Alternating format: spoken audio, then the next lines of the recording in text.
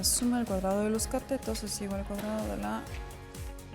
Hola amiga, ¿qué haces estudiando? Pues digamos que leyendo y haciendo anotaciones de cosas que me parecen interesantes. La suma del cuadrado de los catetos es igual al cuadrado de la hipotenusa. Ah, tú eres de los que raya los libros. ¿No me vas a regañar o qué? Pero para nada. En este mundo hay dos clases de personas, los que anotan en el margen del libro y los que no. Y pues ya vimos en qué canasta estás tú, ¿eh? A ver, a mí no me gusta que me clasifiques, ¿eh? Y además, ¿eso qué? Es mi libro. No te enojes, amiguita, era una especie de piropo. En esa misma canasta también está Newton, Leibniz, la novelista Sylvia Plath, Napoleón, Aldo Poe, Mark Twain, Herman Melville y Pierre Fermat. Ah, o sea que ellos también anotaban en el margen de las hojas de los libros que leían. Sí, esas notas se llaman escolios. De hecho, hay una gran historia de Fermat y una famosísima nota ahí al margen de un libro. ¿Te la cuento? A ver. Acompáñame a ver esta linda historia.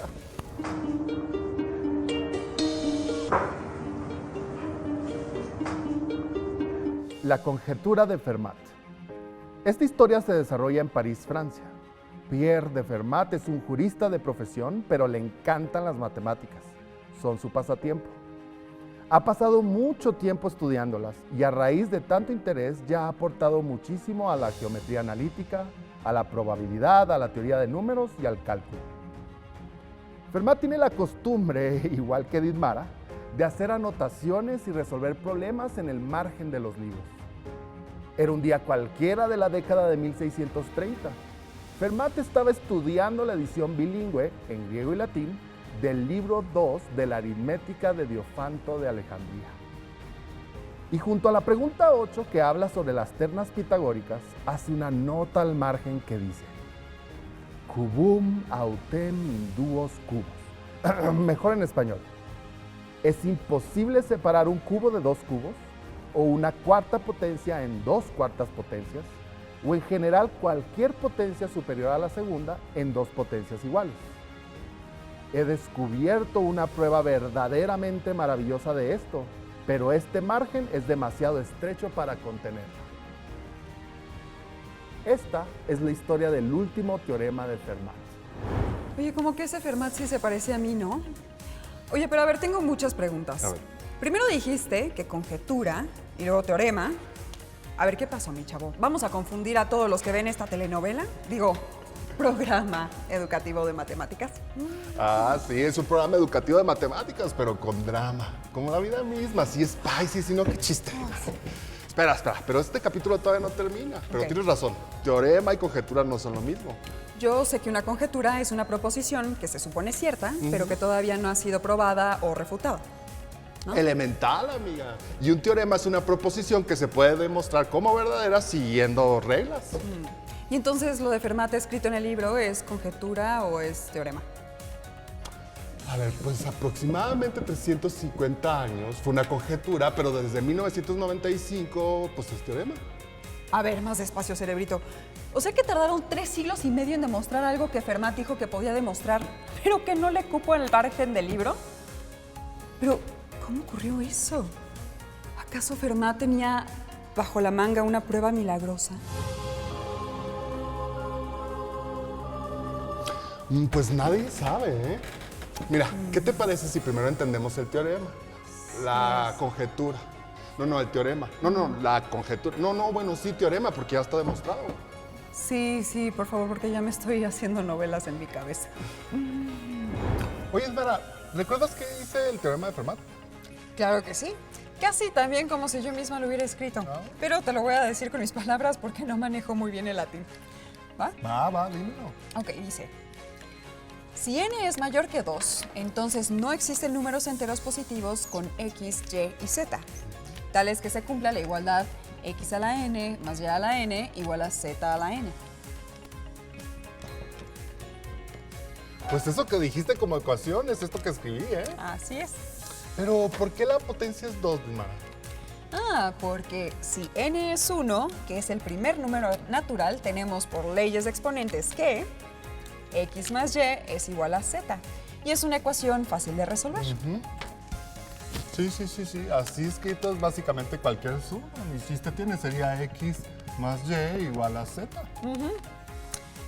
Claro, y entonces podemos poner 3 más 2 igual a 5, o 110 más 1 igual a 111 y así. Muy fácil, muy fácil. Pero si en vez de 1 en la potencia escribimos 2. ¿Qué pasa, Didmara? Ernesto, esto que escribiste es el teorema de Pitágoras. Exacto. Casi siempre lo escribimos así, ¿no es cierto? Así es. No inventes. Es lo que escribí en mi libro cuando llegaste. Elemental, el teorema de Pitágoras. ¿Qué sabes de él? Pues supongamos que tenemos un triángulo rectángulo como este. Aquí vemos el ángulo recto. Este cateto es A, este cateto es B. Y este lado más grande es la hipotenusa C. Elemental. Ahora, según el teorema de Pitágoras, la suma del cuadrado de los catetos es igual al cuadrado de la hipotenusa. O en lenguaje matemático, A cuadrada más B cuadrada es igual a C cuadrada. Podríamos decir que si dibujáramos un cuadrado al lado de cada cateto cuyo lado tenga la misma longitud que el cateto, la suma de las áreas de esos cuadrados es igual al área del cuadrado de la hipotenusa. O sea que en español, ¿cómo lo explicaríamos? No, no es cierto, no es cierto. Lo que podríamos decir es que el área del cuadrado amarillo es A cuadrada, A por A. El área del cuadrado azul del otro cateto es B por B, o B cuadrada. Y por lo tanto, el área del cuadrado rosa es cuadrada. C por C, C cuadrada. 4 por 4, 16, 3 por 3. Ajá, porque el área de este cuadrado es 16, más la de este cuadrado es 9.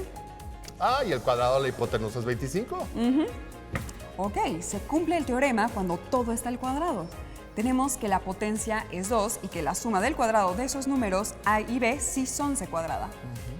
Acabamos de demostrar el teorema de Pitágoras. Podemos decir que se puede aplicar a todos los triángulos rectángulos de todo el universo y de los que se nos ocurran. Uy, yo creo que no. Pero vamos con alguien que nos va a explicar un poco más acerca de esas preguntas tan interesantes que planteas, Didmara. Ok, vamos. Hoy estamos con el doctor Felipe Saldívar, que es profesor de matemáticas e investigador en la Universidad Autónoma Metropolitana. Bienvenido, doctor, al programa. Gracias por la invitación. ¿Nos podría platicar el día de hoy cuál es la diferencia entre una conjetura y un teorema? Muy sencillo, o sea, una conjetura es algo que uno considera que es cierto, es plausible que sea cierto porque hay alguna evidencia teórica o computacional de la verdad de esta afirmación. Esa es una conjetura. Un teorema es algo que ya probé que es cierto. Tengo una demostración que es cierto. Tengo un argumento que muestra que es verdadero. Y a grandes rasgos, ¿cómo se podría hacer una demostración matemática? ¿Bastaría comprobar un solo caso? Demostraciones en matemáticas hay varias y variadas. En algunas ocasiones, según como sea la afirmación, uno lo puede separar en un número de casos razonable. Hay varias estrategias para hacer una demostración. Le puedo platicar de una porque hay muchísimas. Una es muy bonita, se llama reducción al absurdo. Okay. Es una técnica muy bonita. Dice, yo hago una afirmación que quiero que sea verdadera. Y eso va a ser mi teorema. Entonces, supongo que no es verdadera. Y hago una serie de razonamientos con la suposición de que no es verdadera y llego a algo que evidentemente es una contradicción o es falso. Entonces en matemáticas decimos, yo quiero probar una cierta afirmación y detrás de la forma de demostración por reducción al absurdo hay una parte de lógica que dice que cualquier afirmación en matemáticas es cierta o falsa. Si quiero probar que algo es cierto y supongo que no lo es y razonando con que no lo es llego a alguna contradicción, entonces quiere decir que la suposición que era falsa no es cierto, entonces la afirmación debe de ser verdadera. Ahora platíquenos, doctor, ¿quién fue Pitágoras? Si nos puede dar, en resumidas cuentas, un poco de su bagaje anterior y de qué habla su teorema.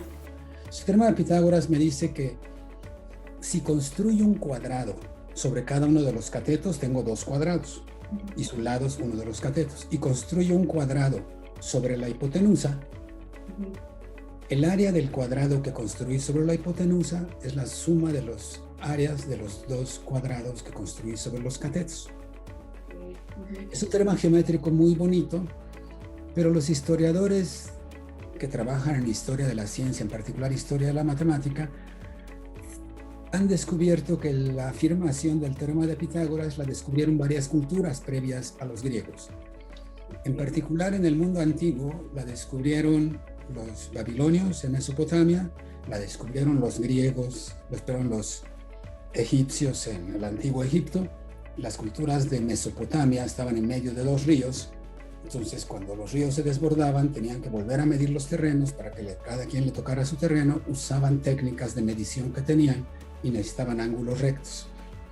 Entonces los mesopotamios encontraron eso y lo usaron. Los egipcios que vivían junto al Nilo también lo descubrieron por la misma razón y muchas culturas lo descubrieron. Eso es extraordinario porque son culturas que llamamos primitivas, pero lo descubrieron. ¿Podría platicarnos quién fue Pierre de Fermat y por qué es tan importante en la historia de las matemáticas?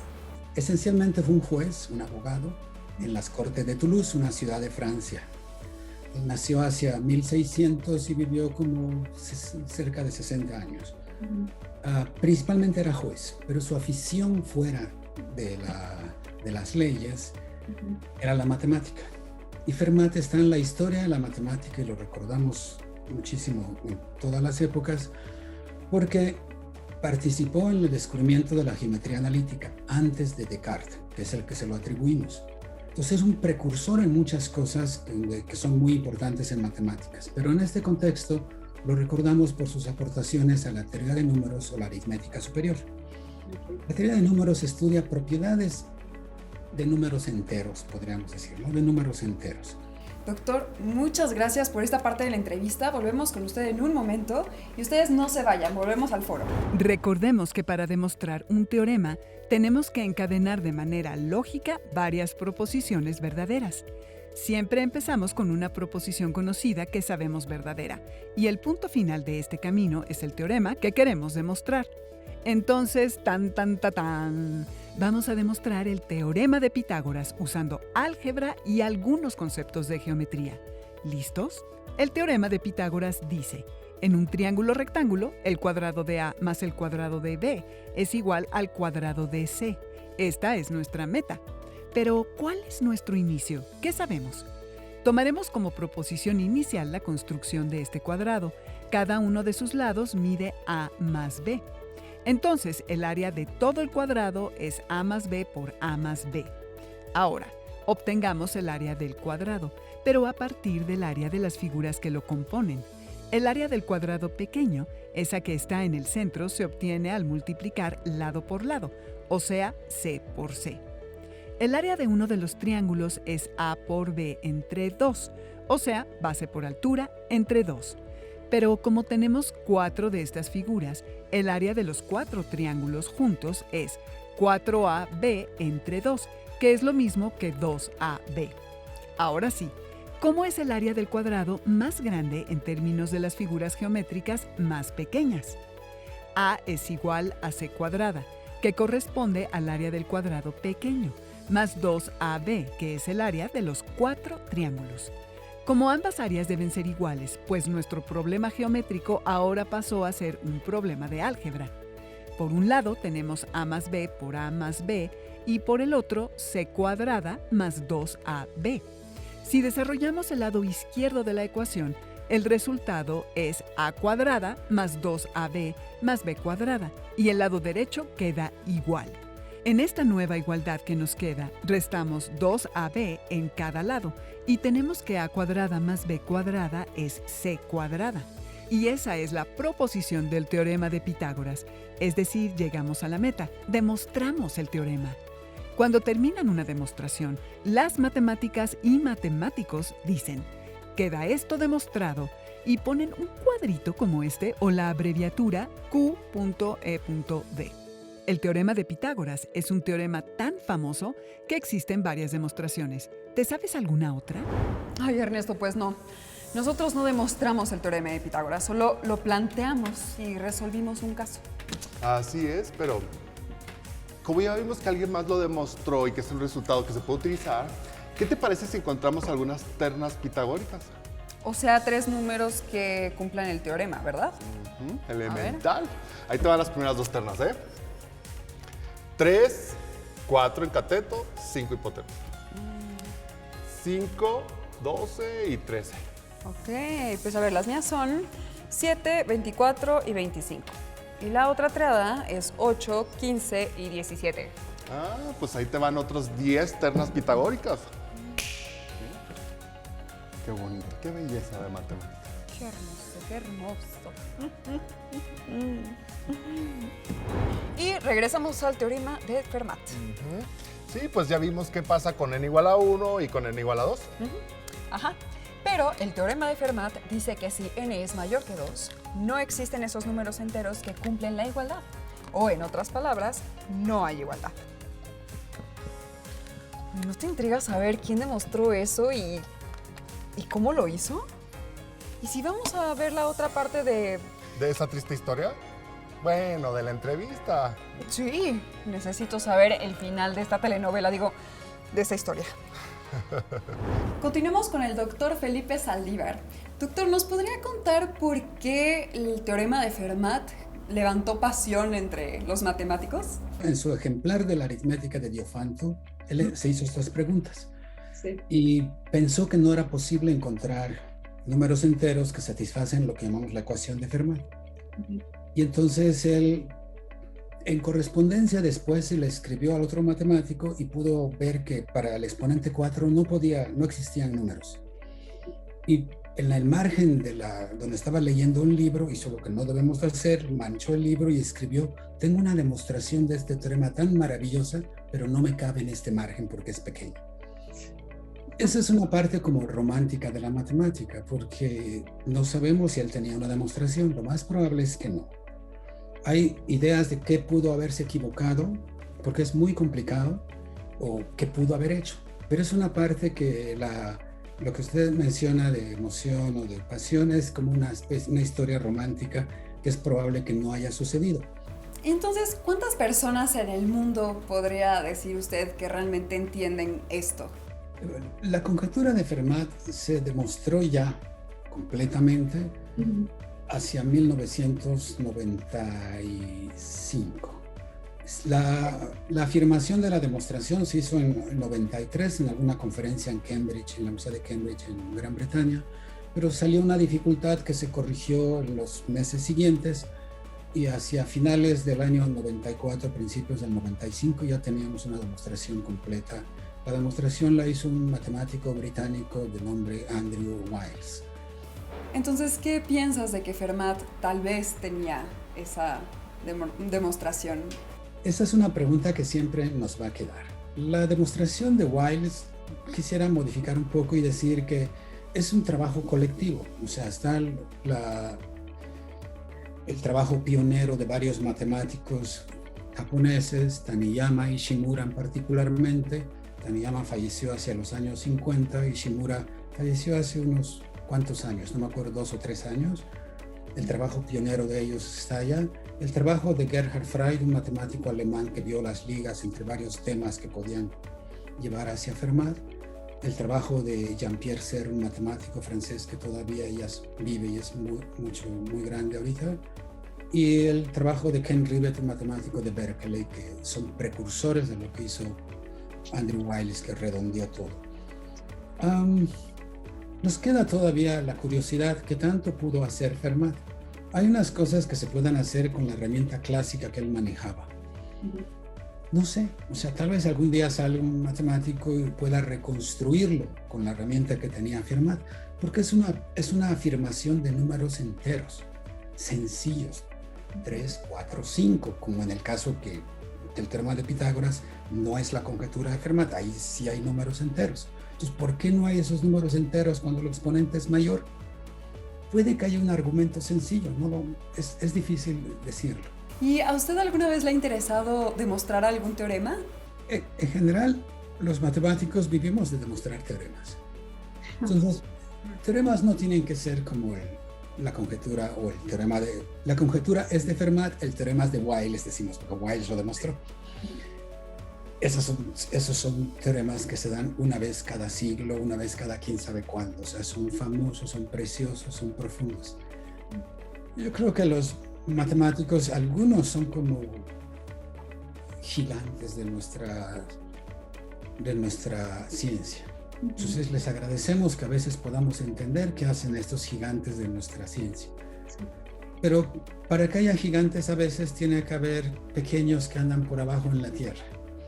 Entonces hay muchos matemáticos que hacemos cosas muy cerquita de la Tierra, pero necesitamos demostraciones. Entonces demostraciones es parte de lo que hacemos. Doctor, muchísimas gracias por esta entrevista, que ha sido una clase de matemáticas, de historia también. Muchísimas gracias, esperamos tenerlo como invitado nuevamente. Y ustedes, por favor, sigan con nosotros en el programa Jóvenes en TV. Pues mira, ¿quién iba a decir que aunque parece una ecuación simple, la demostración no lo fue, ¿eh? Estuvo llena de intrigas y misterios. Sí, justo. A mí también me alucina esa historia como de telenovela que se desprende de una nota en el margen de un libro. O sea, Fermat escribe su conjetura en un libro que estudiaba. Nota que, por cierto, se perdió. Se muere sin escribir la demostración. Sí, y su hijo Clement Samuel, que sí tiene nombre como de protagonista de novela, publica una edición de Aritmética de Diofanto con todas las notas de su padre, incluida su conjetura, y ¡pum! El último teorema de Fermat se hace famoso. Tan famoso que los matemáticos más famosos y protagonistas de su época intentaban resolverlo, como Euler, Lagrange, Cauchy y Gauss. Pero no lo lograron. Solo pudieron explicar casos particulares. Y como dijimos antes, probar casos aislados no es hacer demostraciones matemáticas.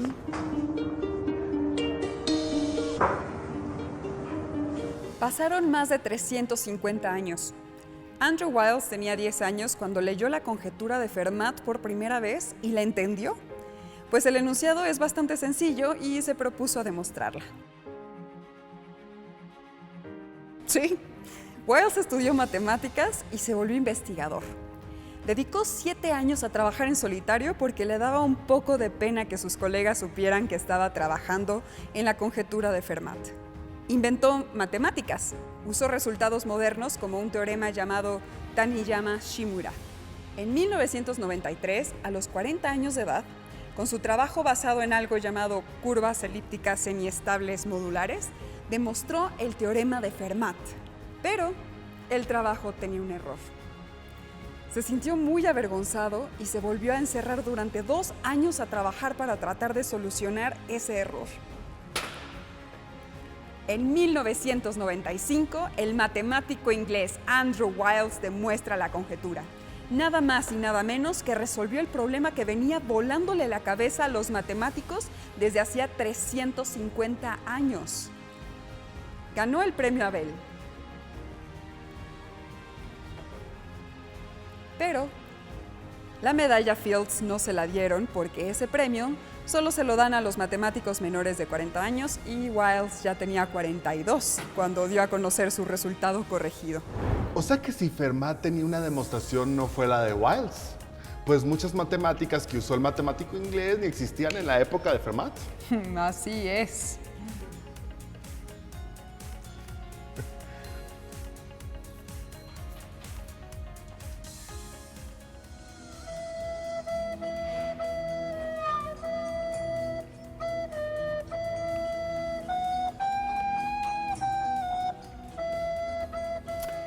Pues la verdad es que sí fue un teorema que por siglos despertó la atención de los matemáticos, ¿eh? Además, con su notita de tengo la demostración, pero aquí no me cabe, genera un montón de intriga y suspenso. Se podría hacer una novela de estos sucesos, estoy seguro, ¿eh? Pero como ya nos vamos, mejor les recomiendo entrar a las redes sociales como el grupo de Facebook. Cuéntenos si esta telenovela, si esta historia de Fermat y su historia les llenó de intriga y emoción. ¿Conocen algún otro problema matemático que se haya planteado y que no se haya resuelto todavía? Etiqueten su respuesta con el hashtag Elemental. Recuerden que en la página de jovenesencasa.ce.gov.mx están los horarios y síntesis de los programas. Y si se perdieron un programa, visiten el canal de YouTube de la Subsecretaría de Educación Media Superior. Y ahora sí,